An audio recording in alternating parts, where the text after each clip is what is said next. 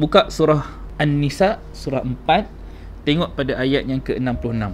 Nabi kena buat satu perintah yang sangat-sangat berat dan besar. Adalah satu perintah supaya Nabi bunuh diri atau keluar kampung untuk menjadi orang-orang yang soleh. Dan ayat ini sebenarnya telah menjadi satu ayat yang menyebabkan ramai orang terperangkap dalam menjadi suicide bombers, bunuh diri demi untuk mempertahankan agama. Mati dalam kita, bersepai mayat kita. Itu satu kerugian yang kita lihat. Tidak sepatutnya kita ambil jalan itu.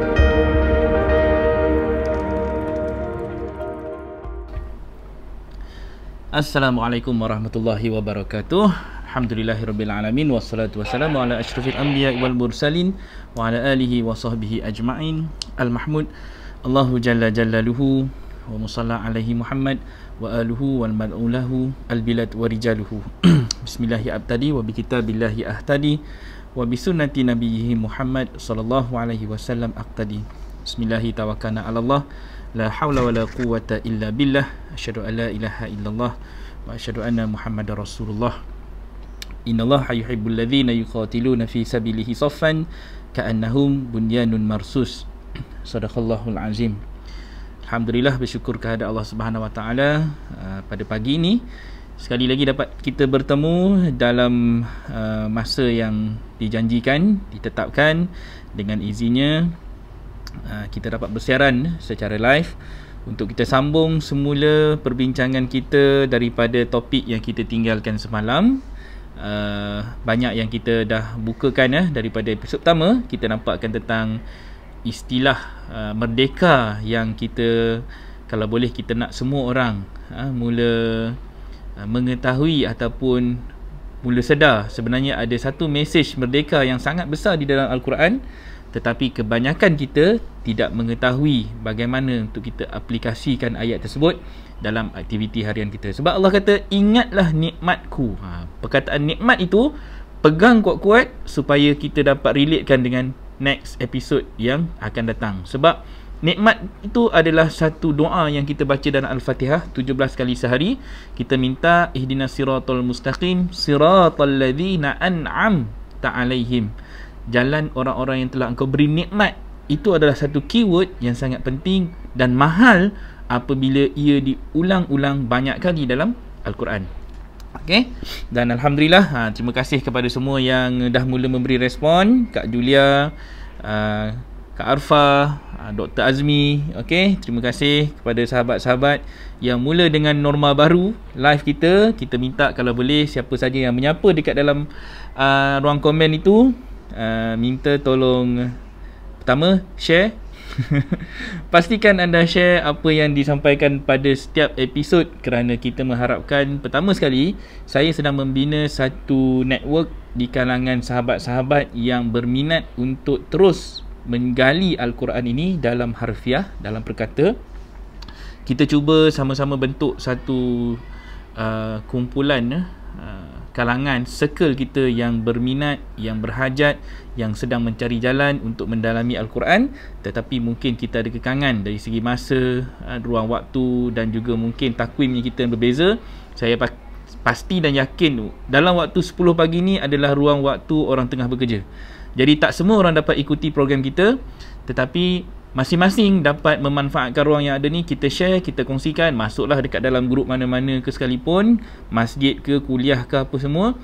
Yang penting kita dapat sampaikan mesej supaya lebih ramai orang dapat bersama-sama dengan kita. Itu lebih baik untuk sama-sama kita menggali dan memanfaatkan ruang pelajaran dan pendidikan Al-Quran yang ada di sini.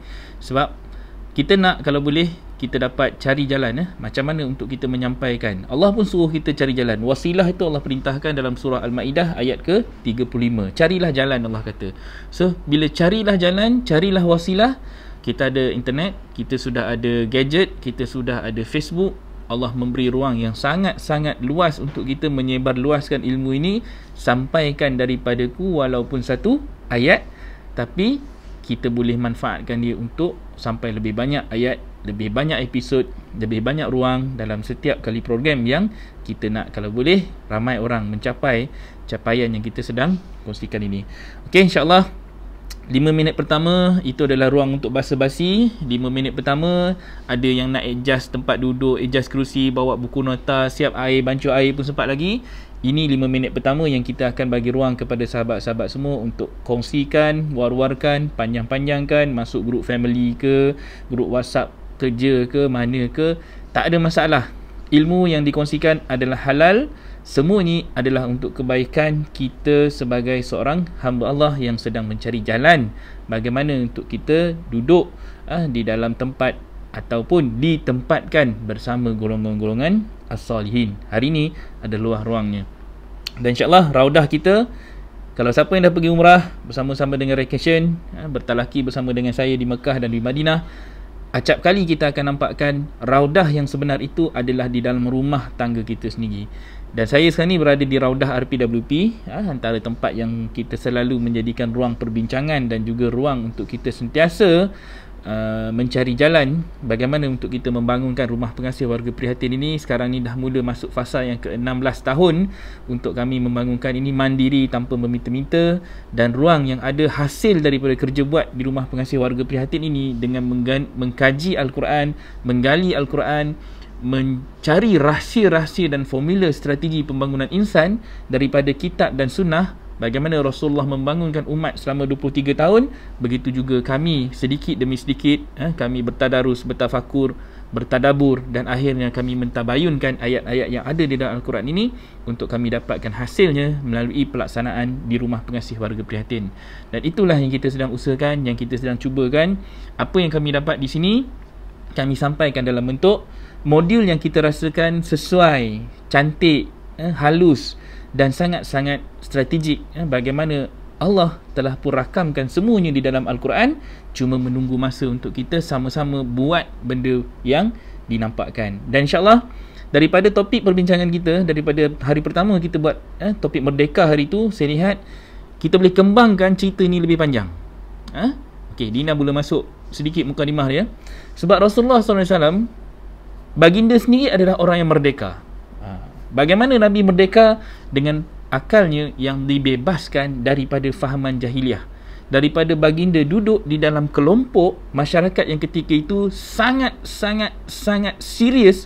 Mereka ini terpengaruh dengan dunia nenek moyang mereka yang menyembah berhala, menyembah 3 ta. Semalam kita nampakkan apa 3 ta tersebut: harta, tahta dan wanita, yang mana Lata, Mana dan Uzza itu sudah menjadi darah daging dalam kehidupan masyarakat jahiliah ketika itu.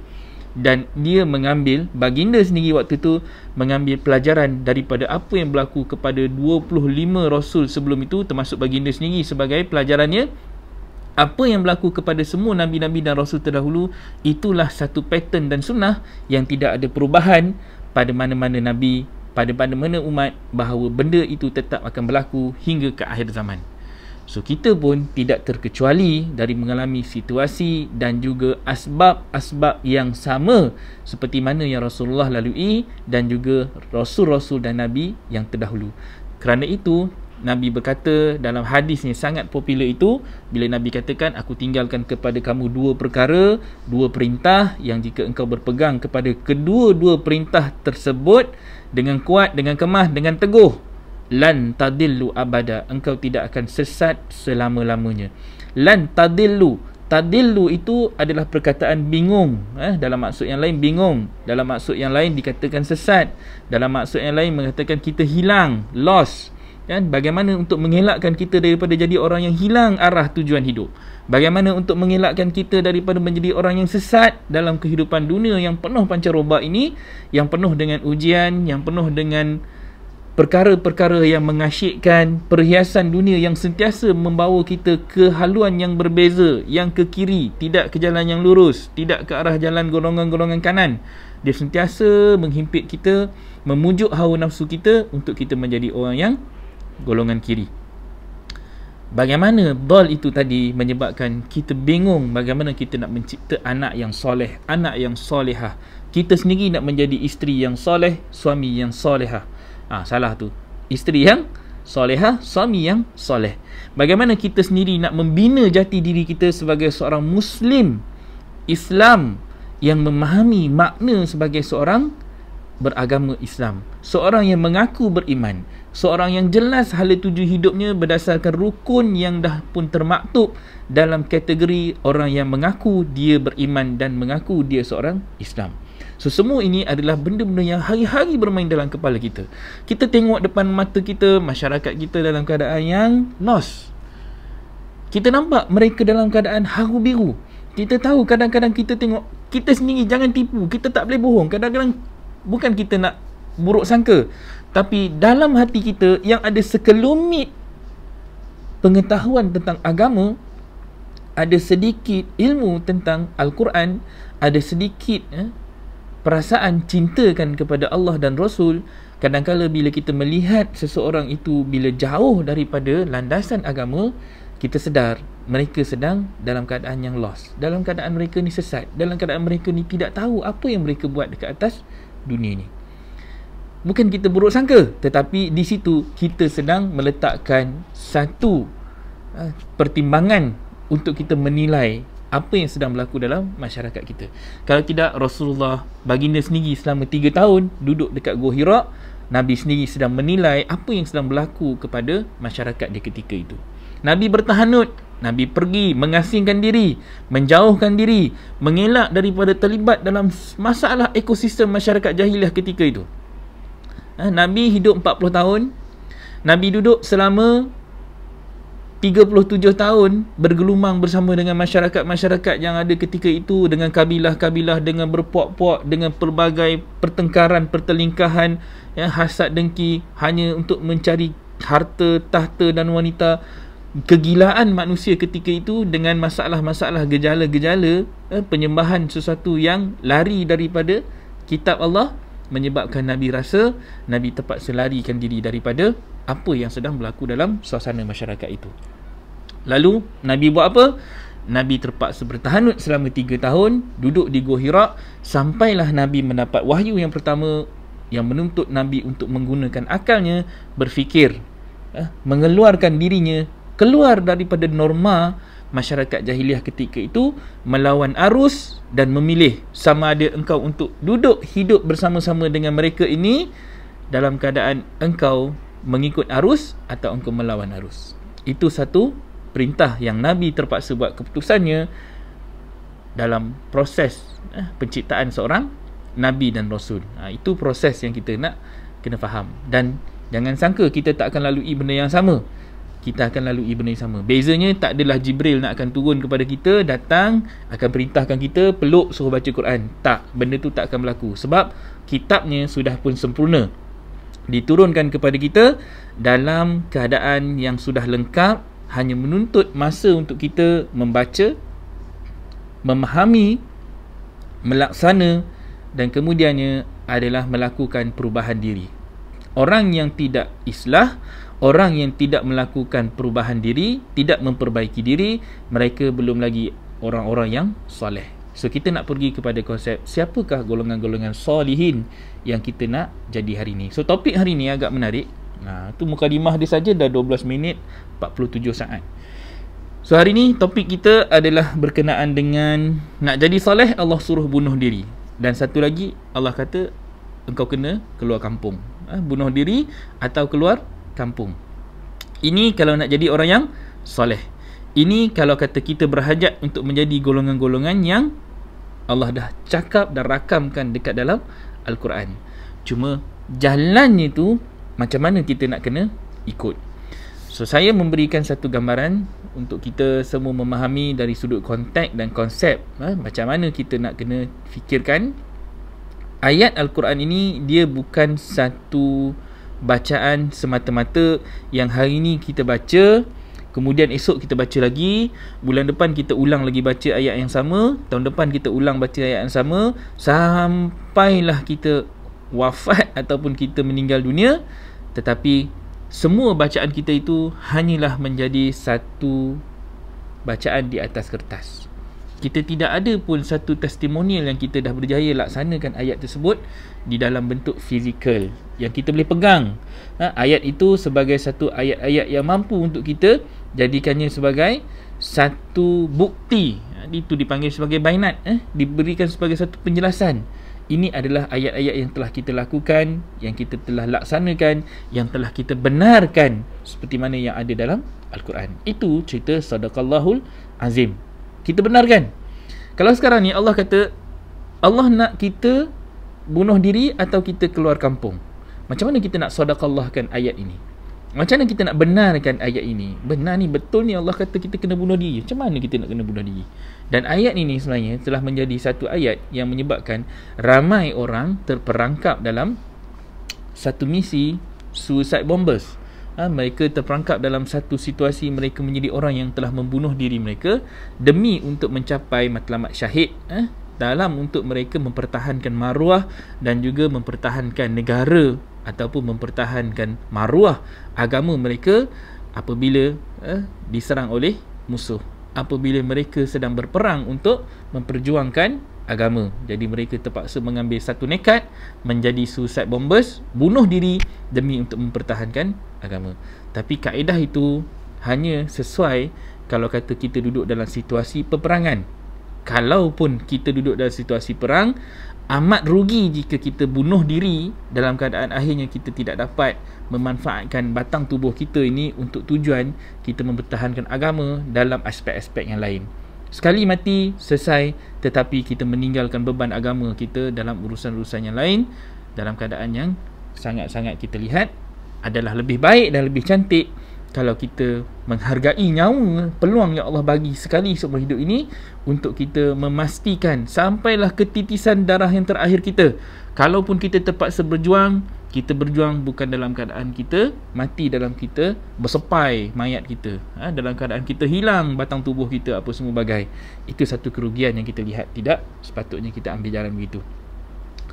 And anyway, kita lihat pula ayat ini masih lagi perlu berjalan. Ayat ini masih lagi perlu berlaku. Tadi kalau kita lihat hanya boleh berlaku dalam situasi peperangan. Tapi kalau dalam keadaan kita aman macam ni, dalam keadaan kita duduk dalam keadaan kita relax macam ni, dalam keadaan hari-hari kita berlaku dalam situasi keadaan yang aman, yang tenang, tetapi ayat perintah tersebut masih berlaku. Kita duduk bahagia dalam rumah tangga kita. Kita lihat anak-anak kita dah okey, kita rasa kita hidup dalam keadaan kita memahami agama dan Islam, kita buat segala tuntutan-tuntutan puasa, zakat, kita pergi umrah banyak kali, kita buat melaksanakan rukun-rukun Islam yang kita memang dah yakini kita betul, kita jelas. Tapi dalam masa yang sama, ayat tadi itu sedang menunggu kita untuk kita melakukan sesuatu supaya kita mencapai maksud dan tujuan menjadi golongan-golongan yang soleh. Boleh faham tak ni? Harap-harap faham. Okey, siapa faham tolong update dekat dalam komen. So kita nak kena buat interaksi lah nampaknya. Kalau tidak, sampai sudah saya cakap sorang-sorang. Okey, dah 17 minit. InsyaAllah kita akan pergi ke topik perbincangan kita yang mana kita akan nampakkan sebenarnya mesej Allah itu Allah sudah pun maklumkan kepada kita dalam surah. Okey, siapa ada Quran berkata yang mana sentiasa kena ada bersama-sama, sebaik-baiknya begitu. Buka surah An-Nisa, surah 4, tengok pada ayat yang ke-66. Okey. Okey, terima kasih Kak Julia respon yang diberikan.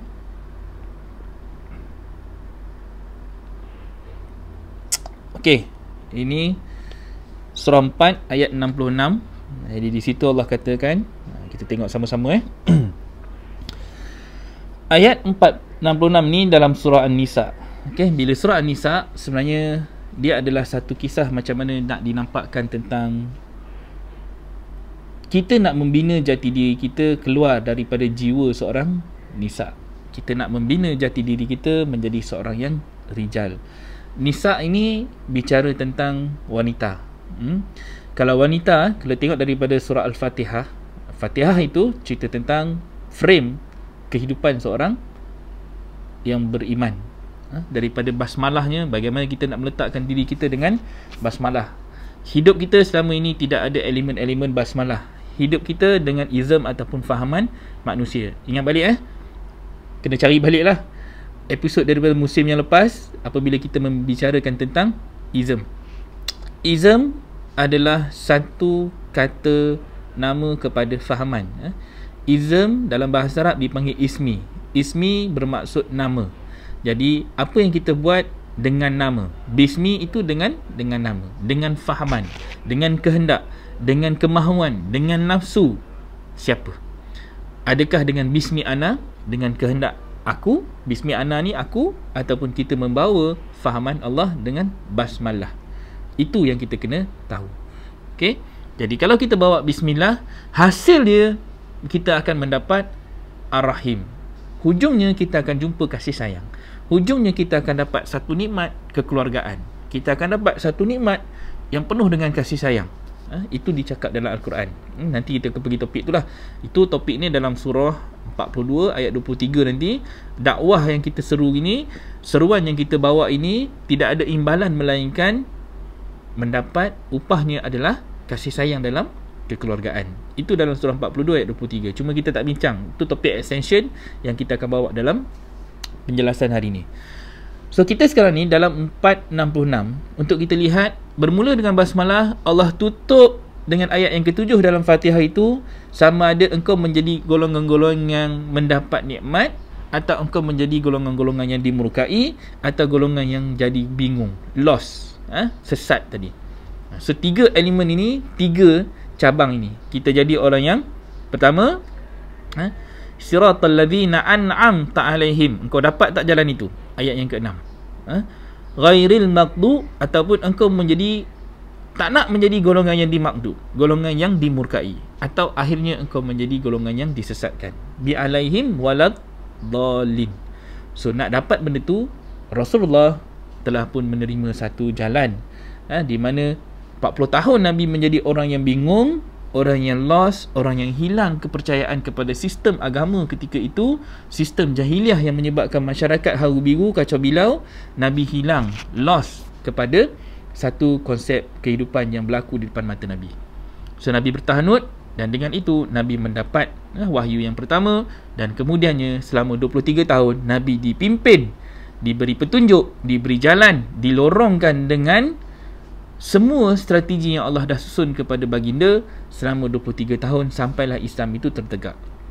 Dan nak dapat benda tu, Nabi kena buat satu perintah yang sangat-sangat berat dan besar. Bukan mudah. Perintah yang Allah turunkan adalah satu perintah supaya Nabi bunuh diri atau keluar kampung untuk menjadi orang-orang yang soleh. Itu yang Allah sebutkan dalam Quran. Kerana wawajadaka dhallam fahada. Kerana apabila kami dapati wujud, wawajada, wajada itu cerita wujud. Bila ada saja dhal itu, lam fahada, barulah engkau akan dipimpin dengan petunjuk, barulah engkau akan dapat wahyu, barulah engkau akan dapat satu pedoman. Kalau kita tak bingung, kita tak akan jumpa lagi jalan ini. Kau kena jadi bingung dulu. Kau kena jadi orang yang sesat dulu. Kau kena jadi orang yang jauh lagi daripada apa yang sedang berlaku dalam masyarakat ini. Engkau jadi orang yang melawan arus, dan engkau akan dapat benda ni. Kenapa?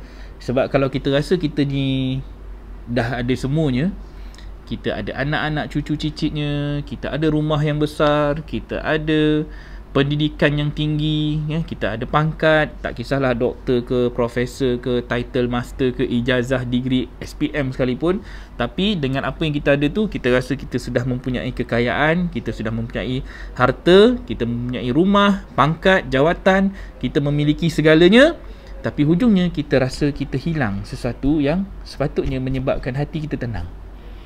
Tenang itu hilang dalam keadaan kita rasa kita ni masih lagi ada satu benda yang kekurangan. Allah tidak ada dalam suasana itu. Allah tidak hadir dalam kita sedang menikmati kekayaan kita. Rasa macam ramai, tetapi bahagia itu tak ada. Ada benda yang hilang. Kita kena terus mencari. Cari, sampailah satu hari Allah mendatangkan kepada kita satu bentuk hidayah, petunjuk, pedoman untuk kita jadi orang yang mendapat satu strategi untuk kita menjadi seperti mana Rasulullah SAW bersama dengan sahabat-sahabat baginda. Kemudian dia menjadi satu pattern yang akan turun kepada kita juga melalui langkah-langkah jejak jalan yang sama. Okey, ini dalam surah 466. So Allah kata apa? Saya harap semua dah baca sebab saya dah tayang agak lama ni. Allah kata walau dan kalau Anna, sesungguhnya. Ingat balik semalam ada 3, 4 perkataan yang penting berkenaan dengan sesungguhnya ni. Pertama inna, kedua qad, kemudian laqad dan seterusnya walaqad. Ini tahap-tahap yang kita kena tahu. Dan kalau sesungguhnya katabna, kami tetapkan alaihim, atas mereka, ani, bahawa ani tuluna, nampakkan di sini engkau kena bunuhlah nampakkan anfusakum, diri kamu. Di sini digunakan perkataan qatlu. Di sini menggunakan perkataan qatala. Kalau kata ikut dalam ni, kita kena bunuh diri. Kita kena, bukan sekadar bunuh diri yang kita faham, kena ambil pisau cocok perut, tak jadi. Bunuh diri di sini sebenarnya adalah konsep untuk kita bunuh diri kita yang hari ni yang menyebabkan kita rasa kita betul. Kita rasa kita duduk dalam keadaan yang selesa. Kita duduk dalam keadaan yang kita rasa kita dah mencapai satu tangga kejayaan yang kita rasa kita sudah pun sempurna, tapi kita masih jauh dari sudut agama. Kita kena bunuh diri kita yang tu. Kita kena keluar daripada comfort zone kita. Kita kena keluar daripada keselesaan agama kita. Hari ni kita rasa kita dah Islam sepenuhnya apabila kita dah selesai melakukan 5 rukun tersebut. Kalau kata kita syahadah, adakah syahadah kita itu benar-benar syahadah yang kita faham? Adakah solat yang kita lakukan itu solat yang betul-betul kita faham? Dah berapa puluh tahun kita solat, cuba cek diri sendiri balik. Kita boleh tak membaca dan faham apa yang kita baca ketika kita duduk antara 2 sujud? Kita baca doanya, tetapi kita faham tak apa kita baca? Kalau kita masih lagi belum jelas, masih lagi gagap-gagap dalam bahasa Melayunya, bukan Arabnya, Melayunya. Kadang baca Arab laju, lancar, tapi kita faham tak apa kita minta? Kita tahu tak apa kita doa? Kita jelas tak apa yang kita sebut pada Allah ketika kita duduk antara 2 sujud? Kalau kita belum jelas lagi, then something wrong dalam solat kita itu, yang menyebabkan kita sendiri tak tahu apa yang kita buat. Puasa kita, zakat kita, kemudian haji dan umrah, ataupun kita sentiasa melakukan usaha untuk pergi umrah, haji mungkin mengikut kuota, sempat mungkin tak sempat, tapi ada yang dah sampai. Dah sampai, adakah kita jelas apa yang kita sedang lakukan dalam ibadah haji itu, dalam ibadah umrah itu? Apa yang kita dapat daripada perjalanan kita selama, kalau umrah 12 hari 10 malam, kalau haji selama mungkin lebih kurang 30 hari kita berada dekat Mekah, apa yang kita dapat? Haji tak lama, haji cuma sekejap saja, 7 hari selesai. Itu haji. Bermula daripada hari pertama, bermula daripada hari Arafah, kemudian akan masuk kepada hari Nahar, kemudian 3 hari Tasyrik. Selesai haji. Tapi adakah kita jelas dan faham setiap langkah yang kita buat dalam manasik haji itu? Adakah kita jelas maqasidnya? Termasuk dalam rukun-rukun Islam yang lain, apa maqasid di sebalik syahadah? Apa maqasid di sebalik solat? Apa maqasid di sebalik puasa? Apa maqasid di sebalik kita melakukan ataupun menunaikan zakat dan menunaikan haji? Semua itu menuntut kepada maqasid, maksud, tujuan, kaedah, qawaid, dipanggil qawaid fiqh, dipanggil sebagai kaedah-kaedah untuk kita meninggikan semula dasar agama itu sendiri. Jadi kalau kita tidak jelas, kita belum lagi tenang, belum lagi jumpa benda ni, meaning kita kena terus mencari. Bunuh diri, atau Allah kata dekat situ, atau Allah suruh kita awiq ruju min diyarikum, atau engkau keluarlah daripada kampungmu, keluar daripada zon keselesaan engkau, keluar daripada tempat yang menyebabkan kau selesa, engkau tenang, kau seronok, berselimut dalam keadaan begitu, supaya engkau mencapai satu maksud dan tujuan yang Allah sedang simpan satu hijab, tempat yang menjadi satu tempat rahsia. Nanti kita akan baca sampai habis. Jadi sebenarnya kita ni kena jadi orang yang macam mana? Adakah kita nak bunuh diri atau keluar kampung? Nabi buat tak benda ni? Nabi buat. Nabi menjadi orang yang bangkit daripada tempat yang diselimuti dengan jahiliah. Nabi keluar daripada kampungnya dan Nabi sampaikan peringatan tersebut pula kepada umat dia. Tengok surah 73, tengok surah 74, itu 2 situasi yang Nabi sendiri keluar di belakang kampung. Nabi bangkit, qumil laila illa qalila, kemudian ayat 7 dalam surah 74, Nabi qum fa'anzir. Nabi bangun dan Nabi menyampaikan pelajaran. Wasiyabaka fatahhir, dan kemudian Nabi bukan saja menyampaikan peringatan, dan di situ Nabi membasuh pakaiannya. Nabi membersihkan pakaiannya. Nabi bukan membersihkan baju. Tahu, siyabaka ni adalah satu kelambu yang menutupi kita selama ini untuk kita sucikan pakaian tersebut. Kalau kata kiswah itu adalah satu kelambu Kaabah. Tapi siyabaka ni kalau kita tengok nanti dalam surah 2 surah Al-Baqarah ayat 125, 126 hinggalah 127, itu adalah apa yang sedang Nabi Ibrahim buat ketika mana dia membina Kaabah. Kenapa dia berdoa dalam surah 2 ayat 125 tu, jadikanlah tempat ini tempat orang yang berkumpul, untuk orang-orang yang tawaf, untuk mereka yang nak membersihkan, menyucikan diri mereka. Nanti kita akan jumpa satu perkataan specifically menampakkan asiyabak. Pokok yang sama, ru'ut yang sama, perkataan yang sama. So di situ nanti kita akan nampak Nabi bukan basuh baju gini. So orang perempuan kat luar sana dia suka sangatlah guna ayat ni sebagai dalil Nabi pun basuh baju. Sebenarnya jangan lihat ayat itu untuk baju yang fizikal. Tidak. Okey, dia ada tentang banyak. Pakaian dalam Quran ada beberapa. Kita ada kiswah, kita ada malabis. Labisa pun dipanggilkan pakaian. Kemudian ni siyabak ni pun dipanggil sebagai pakaian. So ada banyak perkataan-perkataan yang menunjukkan kadang-kala kita mungkin tersalah tafsir. Pakaian di situ adalah macam mana kita pakaikan sistem kehidupan kita. Kita selalu cakap kau pakai apa sekarang ni? Pakai apa? Guna tu kan, ilmu kalau kita boleh menundukkan orang, kau pakai ilmu apa?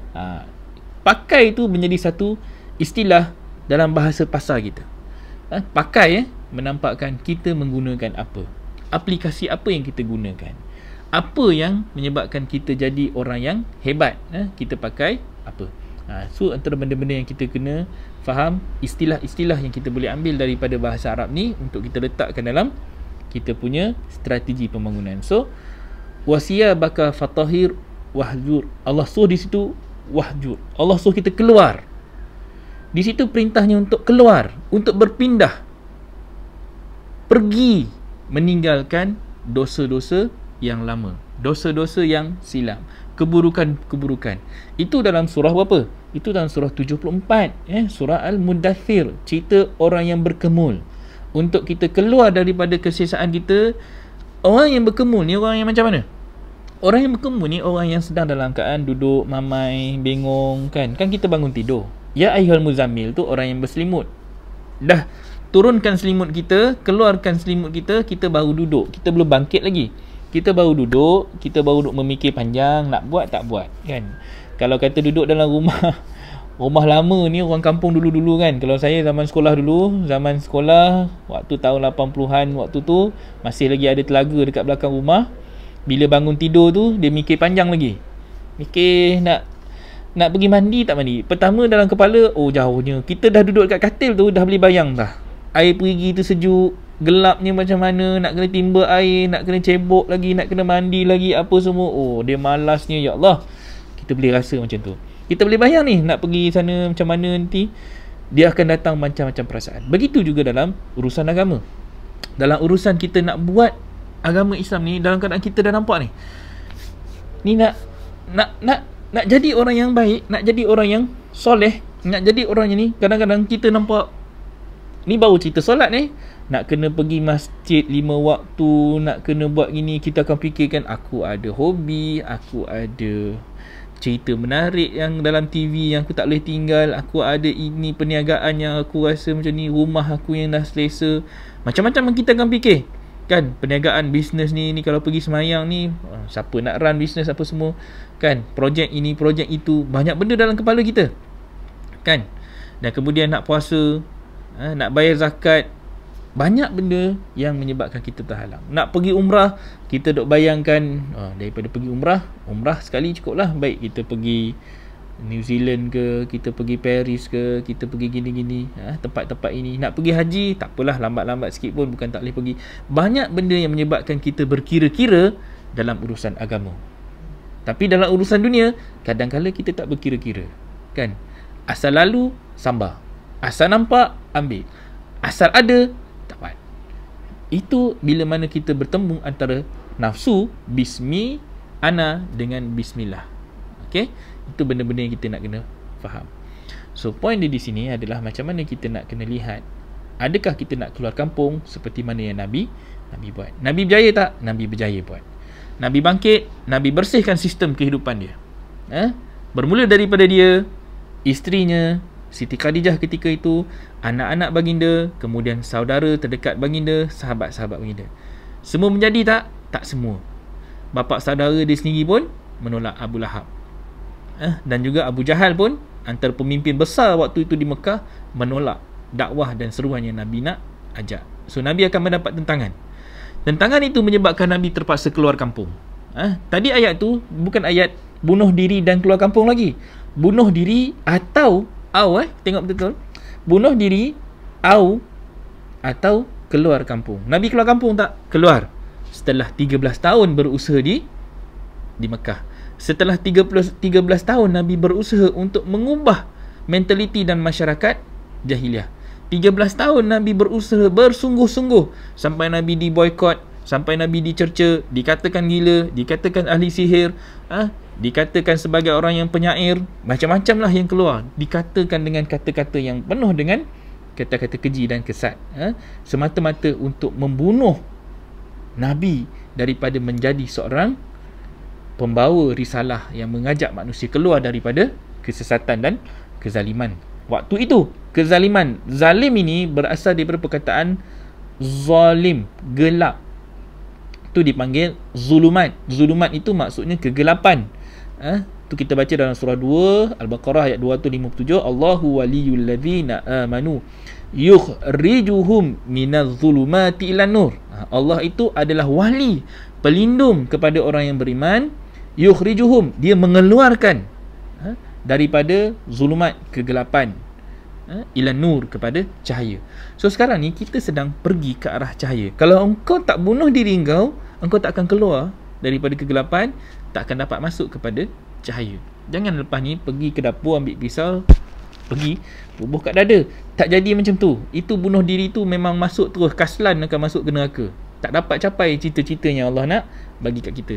Ini adalah proses. Ni kita kena faham strategi yang Allah sedang tunjuk macam mana untuk kita menjadi seorang yang selamat daripada ni pengaruh ketenangan, keselesaan dunia ciptaan siapa? Ciptaan kita. Kita yang mencipta keluarga kita. Kita yang mencipta rumah tangga kita. Kita yang mencipta keselesaan yang ada dalam rumah kita. Kita letak TV-nya, kita letak gadgetnya, kita letak macam-macam lah benda-benda yang ada dalam rumah kita tu sesuai dengan hawa nafsu dan keinginan, kehendak kita. Tahu? Dan kemudian kita pula bawa benda tu kepada anak cucu cicit kita. Kita bagi anak-anak kita keselesaan yang sama. Kita bagi mereka TV, kita sediakan hiburan, kita bagi peluang untuk mereka masuk mengenali dunia mereka ketika itu. Siapa yang bagi? Kita. Siapa pasang Astro? Kita sebagai mak bapak. Siapa yang pasang macam-macam channel kat rumah tu? Kita yang pasang. Siapa yang mengajak anak-anak kita mengenali TV? Kita. Mengenali hiburan? Kita. Kadang-kadang kita yang bawa anak kita, tontonlah seramai-ramai anak tu pergi tengok wayang. Kita juga. Pergi ke stadium? Kita juga. Bawa pergi piknik? Kita juga. Pergi ke mana-mana shopping komplek? Kita juga. Pergilah buat apa pun, melancong? Kita juga. Nak bawa pergi ke Mekah pun? Kita juga. Sebagai mak bapak, kita sedang develop anak-anak yang hidup duplikasinya ke arah menjadi watak yang sama. More or less, kita sedang membina satu habitat. Habit menjadi habitat. Habit kita itu, perangai kita itu, sikap kita itu, dia akan membina satu sikap dalam rumah itu. Kadang adanya sikap malas, sikap rasa bosi, sikap cerewet. Sikap-sikap ini adalah sikap-sikap yang kadang-kadang tidak baik, yang telah pun kita turunkan kepada anak-anak kita. Pembentukan itu menyebabkan kita jadi manusia yang telah pun selesa dengan dunia yang kita cipta. Syurga yang kita dah cipta. Syurga siapa yang kita duduk waktu tu? Sebenarnya adalah syurga Dajjal. Dajjal dah berjaya menyebabkan kita rasa selesa dengan dunia yang kita sedang duduk sementara waktu ni. Tahu, keselesaan dari segi gaji, keselesaan daripada income kita, daripada dunia harta dan tahta yang kita dapat, pangkat yang kita ada, dia akan menyebabkan kita terlalu dibuai dengan kesenangan sehingga kita lupa matlamat kejadian kita.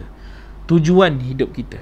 Kenapa kita menjadi seorang Muslim? Pada kita cukup kita selesai 5 syarat, syahadah, solat, puasa, zakat, haji. Dah selesai benda tu, dah Islam dah. Dan kita rasa kita buat benda yang tu, kita akan pergi sekolah, masuk universiti, kita berkahwin, dapat anak, kemudian dapat cucu, kemudian kita meninggal dunia. Itulah cycle kita yang kita turunkan dan tunjukkan kepada anak cucu kita. Sampai semua ini terlalu selesa lupa tujuan hidup. Quran hanyalah dijadikan sebagai satu alasan untuk kita kata kita ni Islam. Baca, khatam, habis khatam tinggal terus. Tak ambil tahu dah apa isi kandungan dia.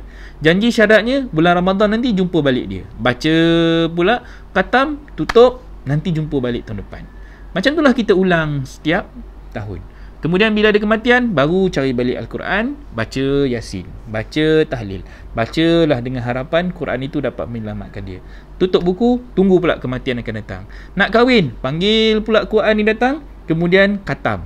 Dah khatam, oh boleh kahwin. Kalau orang Johor, selagi tak khatam Quran, tak boleh kahwin. So, khatam itu hanya syarat untuk melayakkan dia kahwin. Dah kahwin, tutup buku, Quran tidak ada fungsi lagi. Simpan, letak dekat tempat tinggi, pegang benda tu balik bila mana kita perlukan dia. Waktu bila? Nanti ada orang nak mati.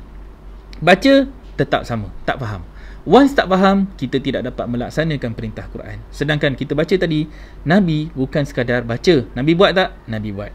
Nabi bangkit daripada selimutnya, Nabi bangkit dari berkemulnya, Nabi keluar memberi peringatan kepada siapa? Abu Jahal, Abu Lahab, siapa saja yang Nabi nampak waktu itu, Nabi jelaskan, Nabi sampaikan. Selama mana?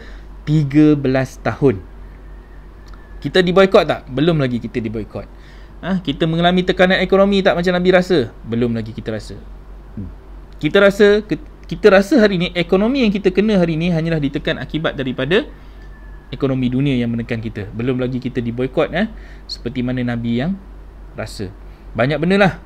Kita belum lagi menikmati apa yang Nabi buat, pengorbanan yang Nabi buat, seperti mana yang Nabi ikut dalam Quran.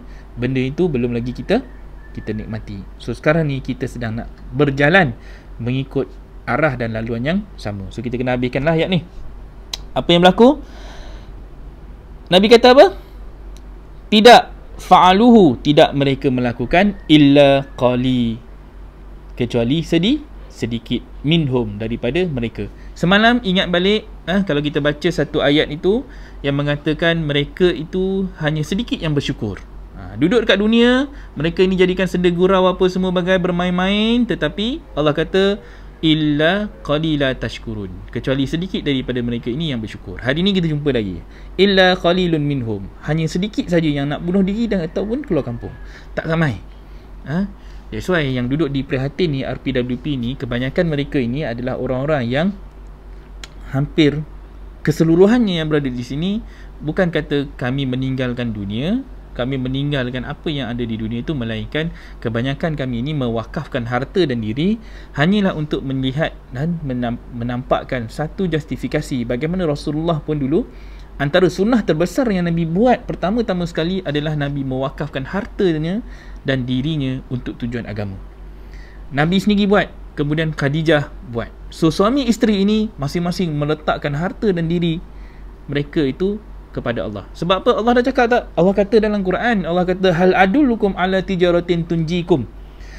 Adakah tak aku, ni Allah tanya soalan ni, nak tak aku bagi tahu engkau apakah perniagaan tijarah, satu perniagaan apabila engkau buat apa? Ala tijaratin tunjikum tu'minuna billahi wa rasulihi. Kemudian mereka buat apa? Mereka berjihad wa tujahidu fi sabilillah bi amwalikum wa anfusikum, di mana mereka ini telah pun berjihad di jalan Allah dengan harta dan diri mereka. Kemudian dalam ayat lain, surah At-Taubah ayat 20, kemudian Allah kata allazina amanu wa hajaru wa jahadu fi sabilillah, orang-orang yang beriman mereka itu berjihad dan berhijrah di jalan Allah dengan apa? Dengan harta dan diri mereka. A'zamu darajatan indallah, mereka itu diangkat darjatnya di sisi Allah. Wa ulaika humul faizun, dan sesungguhnya mereka itulah orang-orang yang beruntung.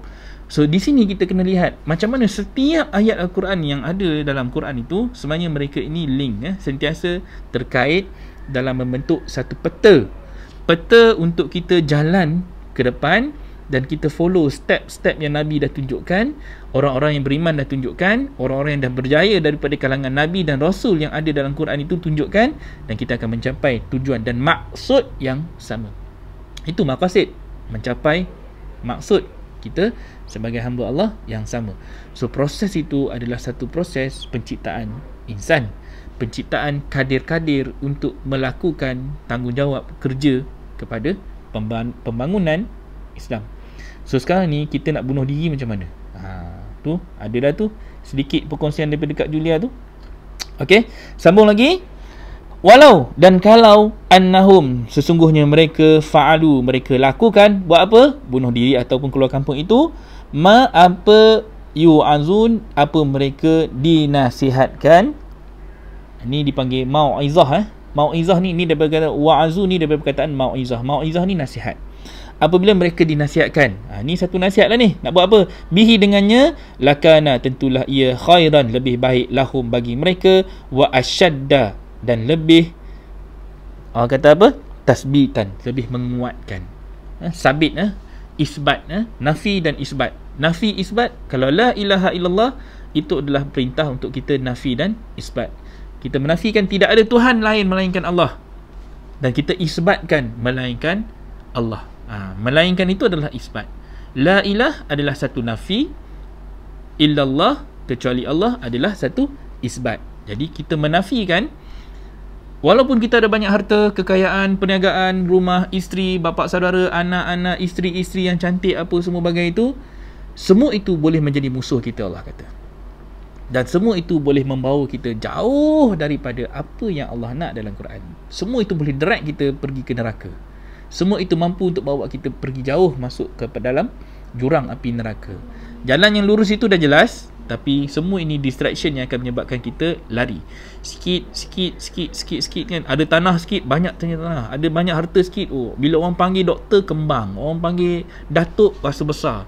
Kaya sikit, rasa hina. Memandang orang lain hina, rasa kita lebih tinggi, rasa kita lebih mulia. Ini semua distraction yang sikit-sikit akan bawa kita pergi jauh. So Nabi waktu tu, kaya tak? Kaya. Bangsawan tak? Bangsawan. Kahwin dengan Khadijah, bangsawan lagi. Hartawan lagi, kan? Kaya lagi, rupawan lagi. Semua itu adalah package yang Nabi dapat bersama dengan Khadijah. Bukan orang biasa-biasa. Tapi Nabi bunuh diri tak? Nabi bunuh diri. Nabi keluar kampung tak? Tinggalkan Mekah tak? Tinggalkan Mekah. Hanya untuk establishkan satu tempat baru untuk pembinaan agama di Madinah. So ini benda yang kita kena tahu ni. Ini sirah, ini sejarah. Pernah berlaku dan sudah menjadi satu model kepada mereka yang nak mencari jalan untuk kembali kepada Allah.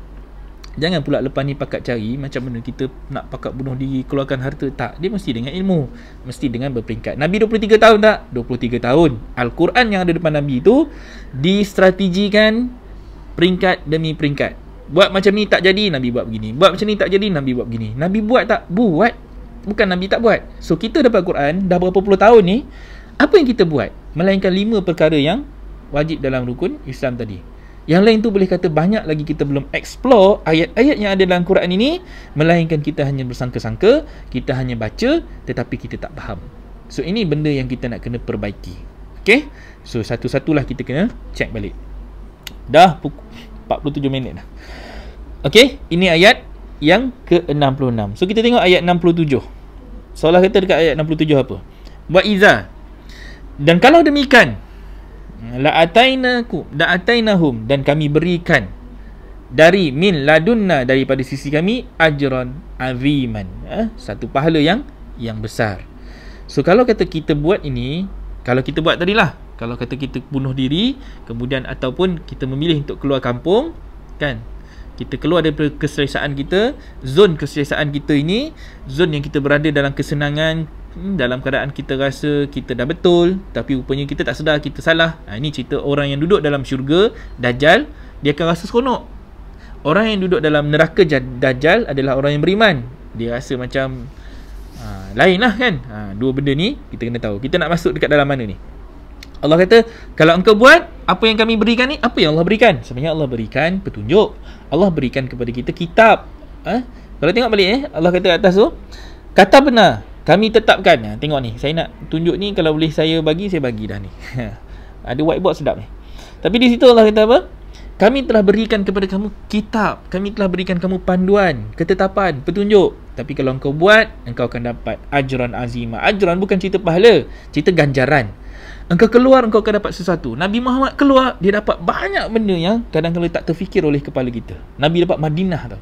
Nabi dapat satu tempat yang sangat-sangat memberikan Nabi satu ruang dan peluang untuk bangkitkan Islam ini dengan kaedah yang Allah dah tunjukkan. Tapi syarat dia, Nabi kena keluar kampung. Hijrah, baru Nabi dapat. Kemudian kita tengok ayat yang seterusnya, ayat 68. Wala hadaina. Ini kita kata tadi, wa wajadaka dhallam fahada. Fahada itu cerita kami akan tunjukkan jalan, kami akan berikan petunjuk. Di sini Allah kata apa? Wala hadainahum, dan kami akan pasti tunjuki mereka siratan mustaqimah, jalan yang lurus. Ni saya kata tadi, kalau kata kita nak jadi orang yang soleh, kenapa Allah suruh kita bunuh diri dan kemudian Allah suruh kita keluar kampung? Sebab Allah nak bagi kita satu jalan yang lurus, jalan yang orang tak ikuti, tak ramai orang ikut benda ni. Sebab Allah kata dah tadi, Allah dah cakap siap-siap awal tadi kan, apa Allah kata? Allah dah cakap dah, illa qalila minhum, kecuali sedikit daripada kalangan mereka. Memang tak ramai pun benda ni orang akan buat, memang tak ramai pun yang akan ikut benda ni. Nabi tak ramai, 40 orang je waktu kat Mekah. Awal-awalnya hanyalah 40 orang. Hijrah bersama Nabi tak ramai, 12 orang je kan? Jadi sedikit. Tapi selepas itu barulah lebih ramai ikuti bila establishment sudah diperlihatkan. So benda ni jangan takut kalau kata kita seorang diri. Jangan takut kalau kita rasa kita dalam keseorangan, dalam nak melawan arus ni, dalam kita nak berjalan keluar ni, kita rasa kita macam orang yang pelik, asing. Betul ke aku buat ni? Ni rasa macam galat ni kan? Tak ada masalah kalau kata kita bermula dengan seorang, tapi langkahnya lebih baik kalau kita pergi berdua. Itu juga perintah daripada Allah. Pergilah kamu berdua kepada Fir'aun. Kena ada dua. Jadi kalau sepasang itu suami isteri, dia kena ngam. Sebab apa? Kadang-kala yang nak mewakafkan harta itu suami, kerana isteri pun tak faham, mungkin dia tak akan bertindak dengan fahaman yang sama. So kena cantik dulu faham. Itu contoh.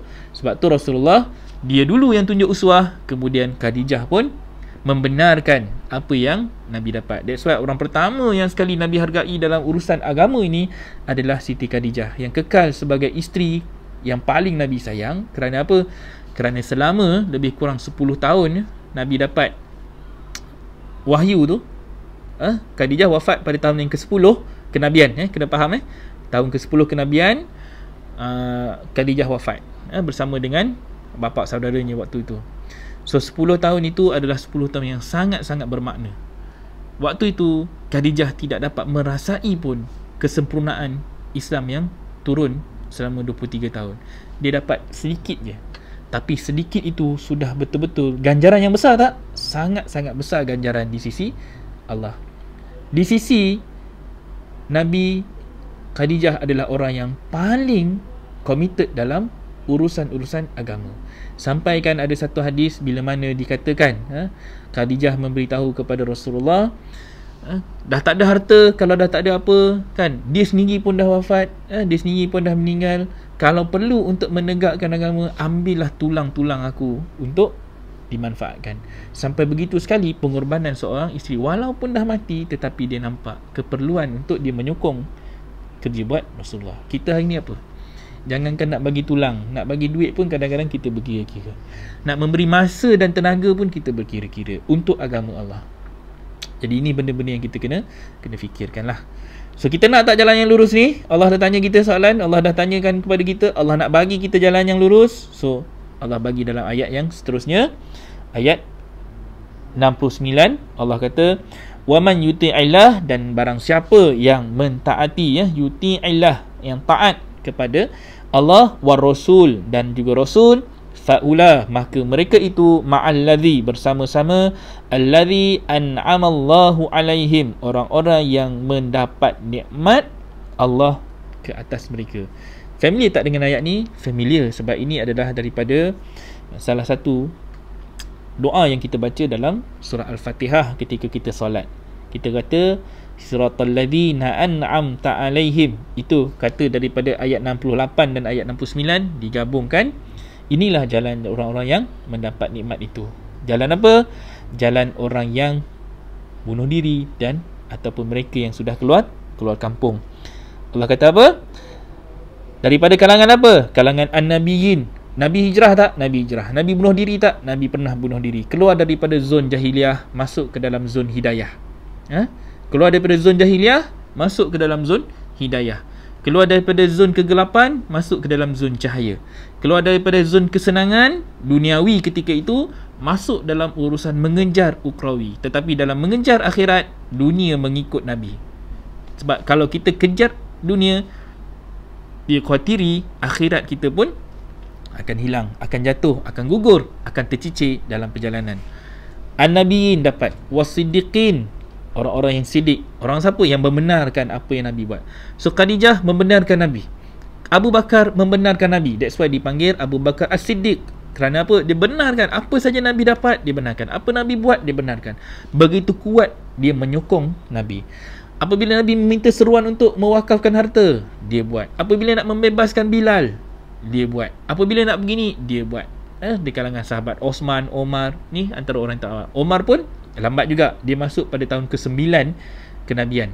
Jadi kita tahu sejarah akan menyebabkan kita lebih kuat lagi memahami apa sebenarnya konsep yang Nabi lalui, strategi yang Nabi buat ketika itu.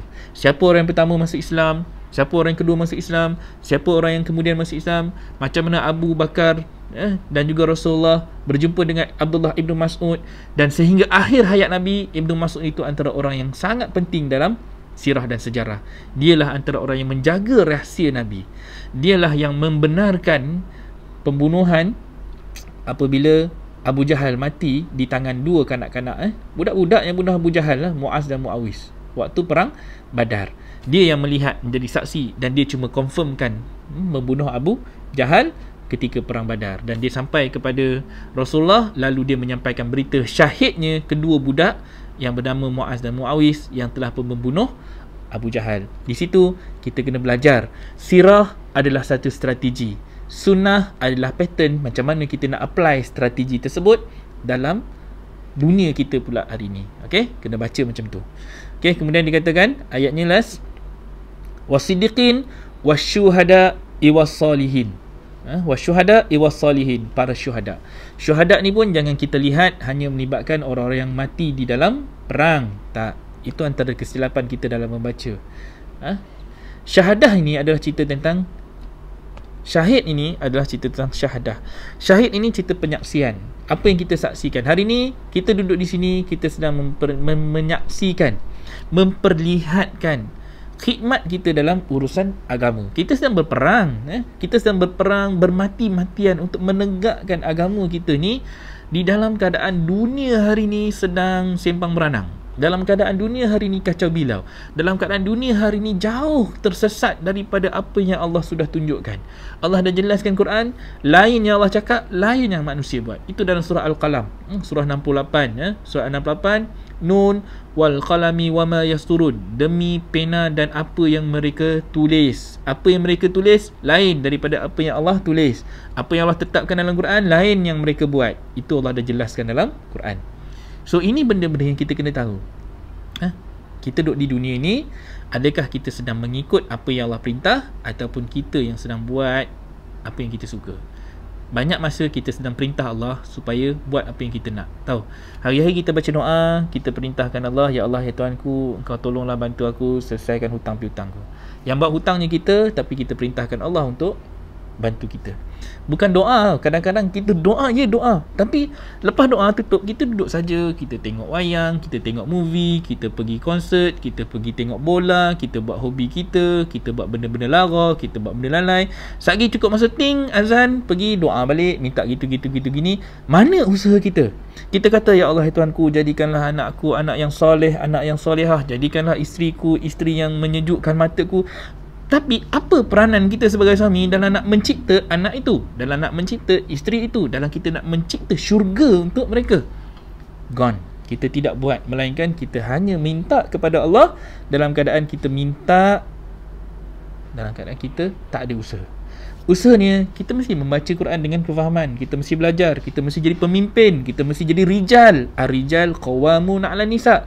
Dalam ni cerita surah Nisa, cerita tentang wanita. Kita mesti jadi lelaki yang mampu untuk membina keluarga kita.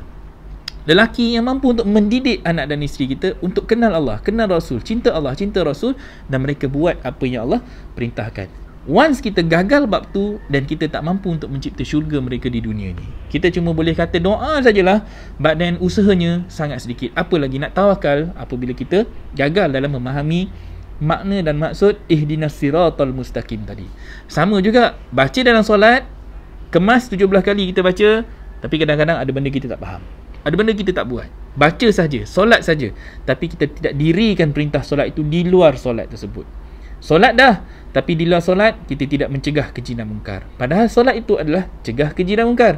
Di luar solat kita nampak kebatilan, kita forgo. Kita nampak kerosakan, bukan cerita, bukan kerja aku, bukan soal aku. Kita nampak zina, nantaklah kat dia orang. Kita nampak orang yang buat maksiat, tak apalah, bukan kena-mengena dengan aku. Kita nampak anak orang ni, bukan anak aku. Semua benda itu menyebabkan kita jadi ignorance. Ignorant adalah kafir, orang yang ingkar. Orang yang ignorant, orang yang ingkar. Engkau ingkar untuk mengikut apa yang Allah perintahkan. Wa tawasaw bil haqq wa tawasaw bis sabr tidak berlaku. Maka kita jadi orang yang rugi. Wal asr innal insana lafi khusr. Kita jadi orang yang rugi. Illal ladzina amanu wa amilus solihat. Nak jadi orang yang mengamalkan soleh, nak jadi orang yang mengamalkan amalan-amalan soleh, engkau mesti menyampaikan dengan hak dan menyampaikan dengan kesabaran. Engkau mesti jadi orang yang membenarkan. Engkau mesti jadi di kalangan orang-orang yang menjadi as-salihin. Orang yang apa? Orang yang berusaha untuk memperbaiki kerosakan manusia. Itulah orang-orang yang soleh. Itulah orang-orang yang melaksanakan perintah solat. Orang yang melaksanakan perintah mencegah keji dan mungkar. So kita jadi orang yang rugi tak? Rugi. Kita tak jadi lagi orang yang berjaya, yang beruntung yang Allah kata tadi, orang-orang yang diangkat darjatnya di sisi Allah. Ni kalau baca ni tak ada buat susah sikit kita nak tunjukkan macam mana ayat ni terkait, tetapi usahakan saya cuba sampaikan dalam bahasa yang mudah dalam sesi-sesi ini. Tapi insya-Allah benda ni boleh ulang banyak kali, tak ada masalah. Nanti kita akan fixkan video ni, kita letak dekat YouTube channel, lebih mudah untuk kita mengulang, tak payah cari nak suruh kat Facebook. Tapi itulah yang kita sedang usahakan. Kita nak kalau boleh kita faham ayat-ayat yang Allah bagi kat kita ni, semuanya pedas, semuanya sentap, semuanya kita kena rasa, terasa sangat-sangat benda ni satu beban dekat kepala kita untuk kita laksanakan. Kalau kita tak rasa benda tu, dan Al-Quran itu bukan lagi menjadi satu rencah untuk menyebabkan kita jadi orang yang beriman. Okay? So kita lihat ayat tadi sampai habis. Allah kata was-salihin, orang-orang yang soleh. Jadi kita nak jadi orang soleh kan? Tengok ayat tu. Kalaulah kita tak boleh jadi Nabi, kita tak boleh jadi orang yang membenarkan, kita tidak boleh jadi orang yang syahid. Kalaulah kita pegang orang yang syahid tu orang mati di jalan perang, tapi at least kita boleh jadi ta'as salihin, kita boleh jadi. Tapi sebenarnya empat-empat ini adalah satu orang yang sama, yang membenarkan apa yang Allah dah cakap. Sadaqallahul azim, kita membenarkan apa yang Allah sedang perintahkan. Jadi tak orang yang siddiq, kita jadi orang yang siddiq. Wasyuhada, orang yang menyaksikan. Kita dah nampak tak, saksi tak kejadian hari ni manusia dalam kegelapan, manusia dalam keadaan sesat, manusia dalam keadaan bingung. Kita sedang menyaksikan tak benda tu? Kalau kita menyaksikan benda tu, maka kita diperintahkan untuk bangkit, keluar daripada zon gelap itu, masuk ke zon cahaya. Keluar daripada orang yang kafir tadi, orang yang ignorant tadi, kepada orang yang cakna, orang yang peduli, orang yang mencari hidayah untuk memperbaiki kerosakan manusia. Itulah orang-orang yang soleh. Itulah orang-orang yang mendapat nikmat, mendapat satu nikmat untuk mencipta kebenaran. Dengan membenarkan ayat Allah, kita melaksanakan perintah Allah untuk kita mencipta dunia yang lebih baik. Kepada siapa? Kepada anak cucu cicit kita juga. Wa hasuna ulaika rafiqa, dan mereka itulah sebaik-baik teman. So kita cek balik, adakah kita hari ni duduk dalam satu keluarga, itulah sebaik-baik teman syurga kita, teman akrab kita, sahabat kita, ataupun kita duduk bersama dengan ashabun nar, golongan-golongan yang sahabat neraka. Kita ada ashabul jannah, ashabun nar. Adakah kita ni bersama-sama orang yang betul? Kahwin Duduk dengan suami yang satu faham dengan kita. Sebab ada orang berkahwin tapi suaminya belum tentu lagi satu faham dengan dia dalam urusan agama. Walaupun kahwin dulu kerana atas dasar lain, tapi bila dah berjalan hidup 20 tahun, 30 tahun, baru mula nak mencari balik agama. Tapi adakah suami kita berkehendak? Adakah isteri kita berkehendak? So masing-masing sedang mencari tune balik jalan. Untung kalau dapat seperti Rasulullah dan juga Khadijah. Rugi kalau dapat seperti Nabi Nuh dan isterinya. Nuh buat kapal, bina kapal nak selamatkan manusia, tapi isteri dan anak sendiri tak dapat diselamatkan. Itu juga satu sunnah pattern yang kita kena faham. Masing-masing menunjukkan contoh, masing-masing menunjukkan uswah. Rasulullah mengambil uswah Nabi Ibrahim. Jelas sebab tu kita banyak tengok cerita Nabi Ibrahim ni terkait dengan Nabi. Mekah juga apa yang terkait dengan pembinaan Baitullah, Rasulullah pun buat juga benda yang sama. Macam mana Rasulullah itu duplicate banyak apa yang Nabi Ibrahim bina. Sebab apa? Nabi Ibrahim antara contoh terbaik macam mana sebagai seorang bapa kepada agama. That's why kita banyak juga pergi haji. Kita ulang ke peristiwa siapa? Apa yang dilakukan oleh Nabi Ibrahim bersama Nabi Ismail. Nahar, perintah korban apa semua. So banyak benda yang ada dalam Quran ini adalah satu strategi agama. Fahamkan, baca dan insya-Allah kita akan nampak jalan. Okey? Saya rasa itu saja untuk hari ini. Terima kasih kerana menonton. Mudah-mudahan anda akan faham apa yang disampaikan. Sekali lagi, kalau belum share, tolong sharekan, kongsikan, war-warkan, panjang-panjangkan supaya lebih ramai orang mendapat manfaat dan benefit daripada penyampaian hari ini. Saya cuba simplify ayat daripada 466 surah An-Nisa ayat 466 ini sampailah 469, kerana nanti kita akan relate lagi esok dengan ayat yang lain pula, sebab kita nak nampakkan macam mana kita nak jadi orang yang soleh ini dalam bentuk yang diperintahkan kepada kita. InsyaAllah, mudah-mudahan hari ini dia memberikan kita satu peluang dan ruang untuk kita islahkan diri. So islah daripada perkataan soleh juga, islahkan diri kita keluar daripada ketenangan.